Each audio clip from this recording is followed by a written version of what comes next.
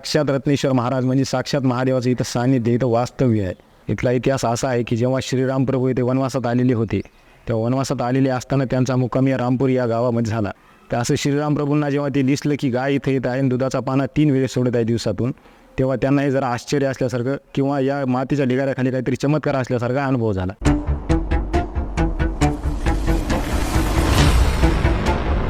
प्रभू श्रीरामांनी याच ठिकाणी महादेवाच्या पिंडीची स्थापना आणि नवरत्नांचा अभिषेक का केला होता?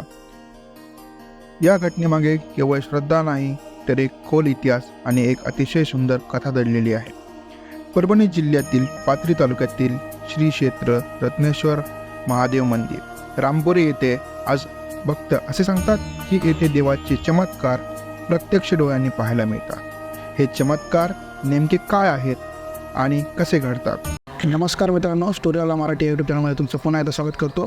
तर आपल्यासोबत आहे आपल्यासोबत आहे तिथले एक स्थानिक जे रामपुरी या गावामध्ये राहतात. त्या मंदिराबद्दलची माहिती आणि त्या इथे आलेल्या भक्तांबद्दलचे अनुभव आपल्याला ते सांगणार आहेत. तर त्यांचा एक छोटासा परिचय घेऊ आणि त्यांच्याकडून त्यांचे अनुभव आणि इथली ऐतिहासिक माहिती ऐकून घेऊ. नमस्कार. नमस्कार. तुमचा छोटासा परिचय द्या आणि इथली अनुभव तुम्ही सांगू शकता. माझं नाव ओंकार खंडेराव धोंड. मी राहणारा रामपुरी रत्नेश्वर या गावातील ग्रामस्थ आहे. तसेच मी पेशाने ब्राह्मण असल्यामुळं मी इथले सर्व वैदिक कार्यक्रम या इथं मंदिरात करताना नेहमी आढळेल तुम्हाला. तर आपण इथं तुम्ही असतात तर या मंदिराच्या बद्दलचा इतिहास किंवा याची प्राचीन या मंदिराची स्थापना कशी झाली याबद्दलची थोडी माहिती द्या. या मंदिराचा इतिहास एवढा प्राचीन आहे की हे वंश परंपरागत जो आम्हाला इतिहास आजपर्यंत सांगितलेला गेलेला आहे तो मी तुम्हाला थोडक्या शब्दात सांगतो. इथला इतिहास असा आहे की जेव्हा श्रीराम प्रभू इथे वनवासात आलेले होते, तेव्हा वनवासात आलेले असताना त्यांचा मुक्काम या रामपुरी या गावामध्ये झाला. पण त्यावेळेस रामपुरी हे किंवा नावाने प्रचलित हे गाव नव्हते. फक्त श्रीराम प्रभूंचा इथं वनवास जेव्हा असताना त्यांचा इथं मुक्काम पडला. तर मुक्काम पडल्यानंतर त्यांनी असं बघितलं की एका ठिकाणी कपिला नावाची शुद्ध पांढरी रंगाची गाय इथं येत आहे आणि इथे येऊन मातीचा एक ढिगारा होता. त्या मातीच्या ढिगाऱ्यावर दिवसातून 3 वेळा ती आपल्या दुधाचा पाना त्या मातीच्या ढिगाऱ्यावर सोडत आहे. तर असं श्रीराम प्रभूंना जेव्हा ते दिसलं की गाय इथं येत आहे आणि दुधाचा पाना 3 वेळेस सोडत आहे दिवसातून, तेव्हा त्यांनाही जरा आश्चर्य असल्यासारखं किंवा या मातीच्या ढिगाऱ्याखाली काहीतरी चमत्कार असल्यासारखा अनुभव झाला. त्यांना त्यांची प्रचिती आली. तर त्यानंतर मग ज्या शेतकऱ्याची ती गाय होती तो शेतकरी चिंतेत होता की दुभती गाय दूध देते पण घरी काय दूध देत नाही ती, तर मग नेमकं एवढं दूध जातं आहे कुठं. मग त्यावेळेस त्या शेतकऱ्यानं गायीचा पाठलाग केला. गायीचा पाठलाग केल्यानंतर शेतकऱ्यालासुद्धा या ठिकाणी गाय इथं येते आणि आपला दुधाचा पाना सोडताना त्याने आपल्या डोळ्यानं बघितलं. जेव्हा हे त्यानं बघितलं त्यावेळेस तिथं श्रीराम प्रभूसुद्धा होते. श्रीराम प्रभूची आणि त्या शेतकऱ्याची या ठिकाणी भेट झाली. श्रीराम प्रभूनं त्या सर्व शेतकऱ्याला हे वृत्तांत सांगितलं की 3 ते 4 दिवस मी सतत बघत आहे की इथं गाय येत आहे आणि दुधाचा पाना इथं या मातीच्या ढिगाऱ्यावर सोडत आहे. त्या मातीच्या ढिगाऱ्याखाली 100% काहीतरी दिव्य चमत्कार काहीतरी असावे. तर आपण काय करू, हा मातीचा ढिगारा थोडा बाजूला करू.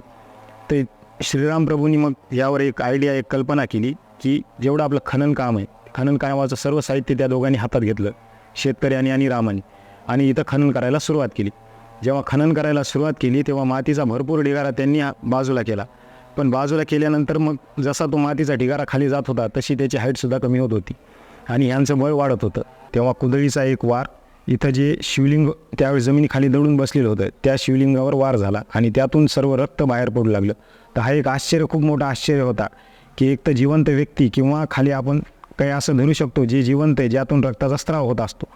तर त्यावेळेस रामांनाही आश्चर्य वाटलं आणि रामाने आणि शेतकऱ्यांनी दोघांनी मिळून मग ती जमीन हाताने साफ करायला चालू केली. सहजरित्या अत्यंत हळुवारपणे त्यांनी अशी जमीन ती साफ केली. जमीन साफ केल्यानंतर त्यांना हे बघण्यात आलं की खाली एक स्वयंभू असं शिवलिंग आहे, जे शिवलिंगाला आता आपण रत्नेश्वर महाराज असं म्हणतो. तर इथली कथा अशी आहे की जेव्हा रामाच्या चुकीनं चूक झाली तो वार तिथं शिवलिंगावर झाला. पण शिवलिंगावर जेव्हा वार झाला तेव्हा ती महादेव आहेत, तिथं प्रत्येकाला माफी मागावीच लागते. तर त्याचा अर्थ असा झाला की मग रामाने आपलं एक प्रायश्चित्त मागितलं महादेवाजवळ की माझ्याकडून ही चुकीनं चूक झालेली आहे, याला तुम्ही माफी द्यावी. तर मग माफीमध्ये रामाने असं मागितलं की या पृथ्वी तलावर जेवढे रत्न असतील तेवढे सर्व रत्न रामप्रभूंनी आपले योग मायेनं म्हणा इथं एकत्रित केले आणि त्या सर्व रत्नांनी महादेवावर अभिषेक केला. म्हणून या महादेवाला रत्नेश्वर महादेव, रत्नेश्वर महाराज असं म्हणतात. तर वया जेव्हा तुमच्यासोबत बोलणं झालं आपलं तेव्हा तुम्ही इथली अजून एक प्रचिती किंवा एक आश्चर्य मला सांगितलं होतं की जेव्हा इथं अभिषेक केला जातो त्याच्याबद्दल थोडी माहिती सांगू. याबद्दल माहिती अशी आहे भैया की ज्याप्रमाणे मी तुम्हाला उल्लेख केला की इथं कपिला नावाची शुभ्र अशी पांढरी गाय इथे यायची आणि दिवसातून 3 वेळेस आपला दुधाचा पाना सोडायची. 3 वेळेस दिवसातून, सकाळ दुपार संध्याकाळ, ज्याप्रमाणे आपले प्रहर चालतात. तर तो जो गायीचं मी तुम्हाला सांगितलं की कपिला नावाची शुभ्र गाय होती, तर तो दुधाचा पाना महादेव स्वतः आपल्या कंठात धारण करत होते. पण फरक फक्त एवढा होता की त्यावेळेस मातीचा ढिगारा होता जो रामप्रभूंनी आणि शेतकऱ्यांनी बाजूला केला. नंतर ते शिवलिंग सर्वांच्या साक्षीला आले. तर आजही तुम्ही इथं जर गायीच्या दुधानं, निरसं गायीचं दूध ज्यामध्ये पाणी वगैरे काही टाकलेलं नाही, त्या दुधानं जर तुम्ही महादेवावर अभिषेक केला रत्नेश्वर महाराजावर, तर आजही ते आपलं दूध प्राशन करून घेतात, स्वतःच्या पोटामध्ये घेतात, पिऊन घेतात.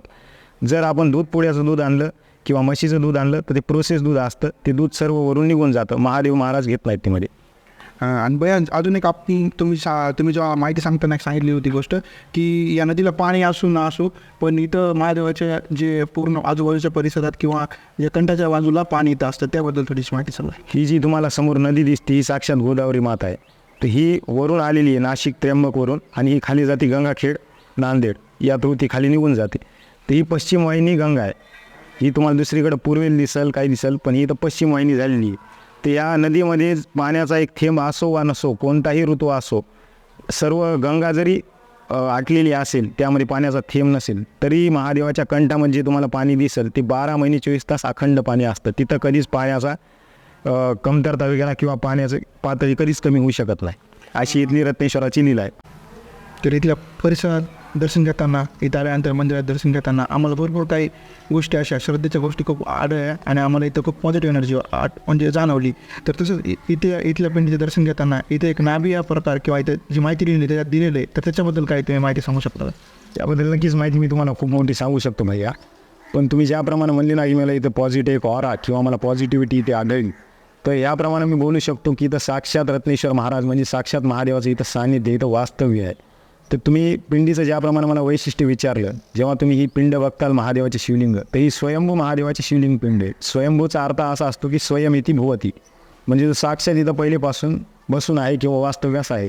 ज्योतिर्लिंगाचा अर्थ असा असतो की ज्योतिर्लिंगामध्ये एखाद्या भक्तानं तिथं तपश्चर्या केली, महादेव तिथं आले, प्रसन्न होऊन शिवलिंग रूपामध्ये राहिले. पण स्वयंभुवती म्हणजे स्वयंभू पिंड अशी की जी स्वतः जमिनीतून उत्पन्न झाली आहे. साक्षात रत्नेश्वर महाराज, महादेव महाराज इथं वास्तव्यास आहेत, ती इथं समाधीस्थ लीन आहेत. तर ज्याप्रमाणे तुम्ही मला पिंडीचं वैशिष्ट्य विचारलं, त्याप्रमाणे मी सांगू इच्छितो की जेव्हा तुम्ही शिवलिंग बघताल तेव्हा जी पिंड आहे, त्या पिंडीच्या बाजूला जो कंठ आहे, त्या कंठामध्ये 12 महिने 24 तास पाणी त्या अखंड त्या कंठामध्ये असतं. आणि जसं आपण आपली श्वासाची प्रक्रिया चालू असते, तर श्वास जेव्हा आपण मध्ये घेतो, बाहेर सोडतो, आपल्याला तो अनुभव होतो. त्याप्रमाणे जेव्हा तुम्ही एकटक नजरेनं पिंडीच्या बाजूला जे कंठ आहे त्या कंठामध्ये एक लक्ष देताल, तर तुम्हालाही 12 महिने 24 तास खालून बुडबुडे येताना, पाण्याचे बुडबुडे येताना तुम्हाला ते लक्षात येईल. त्याचप्रमाणे जेव्हा तुम्ही अजून थोडंसं खाली लक्ष द्याल, तर तुम्हाला एक छोटंसं छिद्र हे शिवलिंगाच्या पिंडीवर पिंडीच्या खाली शिवलिंगावर दिसेल. तर ते छिद्र म्हणजे ती महादेवाची साक्षात नाभी आहे. जशी आपली बेंबी असते, आपली नाभी असते माणसाची, तशी ती महादेवाची नाभी आहे. आणि त्या नाभीतून सुद्धा तुम्हाला 12 महिने 24 तास हे अखंड पाणी त्यात दिसेल, जे बुडबुडं मारतं. इथलं महादेवाचं हेच वैशिष्ट्य आहे. हां, जसं की आपण पहिले तुमच्यासोबत चर्चा केली होती इथल्या इतिहासाबद्दल, तर जे बाकीचे इथं जवळपास जे ज्योतिर्लिंग आहेत, जसं की औंढा नागनाथ किंवा उज्जैन असे ज्योतिर्लिंग आहेत, त्याच्यामध्ये आणि तुम्ही जे माहिती सांगितली याच्यामध्ये तुम्हाला असं वाटतं की म्हणजे काय फरक असणार आहे यामध्ये? फरक भरपूर आहे भैया. कारण ज्योतिर्लिंगाचं मी ज्याप्रमाणे तुम्हाला इतिहास सांगितला, ज्योतिर्लिंग म्हणजे एक असं लिंग असतं ज्या ठिकाणी भक्तांनी आपली तपश्चर्या पूर्ण केली, महादेव तिथं प्रसन्न झाले, महादेव तिथं येऊन लिंगाच्या रूपामध्ये राहिले, त्याला म्हणतात आपण ज्योतिर्लिंग. जे 12 ज्योतिर्लिंग तुमच्या सर्वांच्या ओळखीत आहेत, माहितीत आहेत. पण स्वयंभू म्हणजे साक्षात स्वयमिती भुवती, म्हणजे ज्याप्रमाणे तुम्ही आहेत, ज्याप्रमाणे आम्ही आहेत ना, आपल्या आधी कोणी झाले ना आपल्यानंतरही कोणी होणार नाही, त्याप्रमाणेच महादेवाचा स्वयंभू पिंडीचा अर्थच असा असतो की तिथं साक्षात महादेव पहिलेपासून विराजमान आहेत. ही पृथ्वी ज्यावेळेस होती, नव्हती किंवा राहील नाही राहील याबद्दल आपण जास्त जाणू शकत नाहीत. पण स्वयंभूचा अर्थच असा असतो की जो स्वतः प्रगट झालेला आहे, जो साक्षात तिथं बसून आहे, त्याला म्हणतात स्वयंभू. हो बाय, बरोबर आहे. पण नदीची जी पात्र आहे ते खूप खाली आहे, कारण की इथून पायऱ्या उतरून आपण खाली नदीचे म्हणजे स्नान वगैरे करायला जातो. पण ही जी आता जे मंदिर स्थापन केलेलं आहे ते खूप उंच आहे. मग एक आश्चर्य झालं की बाबा नदी इतक्या खाली आहे तरी पण महादेवाच्या म्हणजे पिंडीजवळ एवढं पाणी असणं म्हणजे खूप मोठं आश्चर्यच आहे. आणि इथला परिसर पण जेव्हा तुम्ही इथं आधीपासून जातात किंवा तुमचे पूर्वज जातात, तर त्यांनी इथल्या परिसराबद्दल तुम्हाला काय माहिती दिलेली होती का? परिसर म्हणजे इथला जो परिसर होता भैया, तो परिसर एवढा प्राचीन आहे की हे सर्व एक जंगलाचा एरिया असल्यासारखा होता. जंगलाचा पूर्ण हा परिसर होता. इकडं लोक दुपारीसुद्धा यायला भ्यायचे. ज्याप्रमाणे आमचे पूर्वज सांगतात. तर महादेव पहिल्यांदीपासूनच इथं आपल्या स्थानिक वशावर बसलेले आहेत. ते निवांतात आहेत, ते समाधीस्थ आहेत, ते आपापल्या समाधीमध्ये लीन आहेत. फक्त भाविक भक्त दर्शनासाठी इथे येतात. हो, आता जसं की तुम्ही इथं पूजा वगैरे करता, तर इथे येणारे भरपूर भक्त यांना खूप अनुभव आलेले आहेत, ते खूप देवाला मानतात, त्यांची श्रद्धा पण खूप आहे. तर असाच तुम्ही एखादा ऐकलेला किंवा तुम्ही एखादा अनुभवलेला अनुभव जर तुमच्याकडे असेल तर तुम्ही आम्हाला सांगू शकता. अनुभव तर मी तुम्हाला भरपूर सांगू शकतो, जे भाविक भक्तांना इथं रोज येतात. काही जणांना दर्शन हे येताना सुद्धा होतात, जशी त्याची रत्नेश्वराची लीला असेल त्याप्रमाणे. पण मी भरपूर जे अभिषेक करतो, वैदिक कार्यक्रम करतो, तर काही जणांना अभिषेक करताना ते स्वतः सांगतात की 10-10, 12-12 वर्ष आमच्या घरच्या मुलांना लेकरं बाळं नव्हती किंवा त्यांच्या घरी संतती नव्हती, तर त्यांनी इथं देवाला नवस बोलला, त्यांना संतती प्राप्त झाली. त्यांच्या मनोकामना इच्छा ज्या आहेत त्या रत्नेश्वरांनी सर्व पूर्ण केल्या. तर अशी मी भरपूर अभिषेक त्यांच्या थ्रू केलेली आहेत. म्हणजे लोकांना जे स्वतः अनुभव आलेले आहेत ते लोक तुम्हाला इथं कधीसुद्धा सांगतील, जर कधी अशी योगायोगाने भेट झाली तर. कारण इथं साक्षात महादेवाचा वास आहे आणि ते भोळा भंडारी आहे. ते प्रत्येक भाविक भक्ताच्या इच्छेला पावणारच. मंदिराबद्दलची खूप छान माहिती दिल्याबद्दल भैयाचे खूप खूप धन्यवाद आपल्या सर्व व्ह्युअर्सकडून आणि माझ्या स्वतःकडून भैयाचे खूप खूप धन्यवाद. त्यांनी त्यांचा वेळ दिला.